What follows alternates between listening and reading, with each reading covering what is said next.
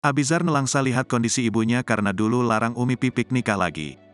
Abizar Al-Ghifari mengaku sedih lihat kondisi sang ibu, Umi Pipik, sekarang. Pasca ditinggal Uje, Abizar Al-Ghifari kian dekat dengan sang ibu, Umi Pipik. Rupanya, kedekatan Abizar Al-Ghifari dengan sang ibu menimbulkan perasaan pilu. Lantas, ada apa gerangan dengan kondisi Umi Pipik sekarang? Seperti diketahui, Abizar adalah anak kedua almarhum Uje dengan Umi Pipik.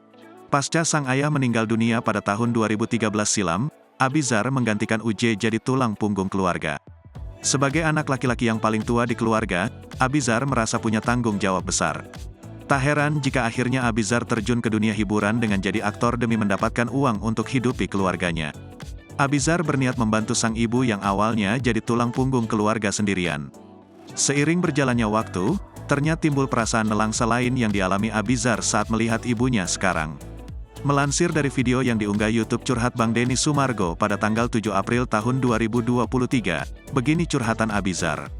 Abizar mengaku sedang menimba ilmu terkait menghormati sang ibu. Rupanya, Abizar merasa pilu ketika melihat sang ibu sendirian usai kepergian ayahnya. Abizar juga merasa bahwa sang ibu butuh sosok suami yang dapat memberikan kasih sayang. Dengan kondisi tersebut, Abizar tetap berusaha yang terbaik untuk menjaga dan memberikan perhatian kepada sang ibunda.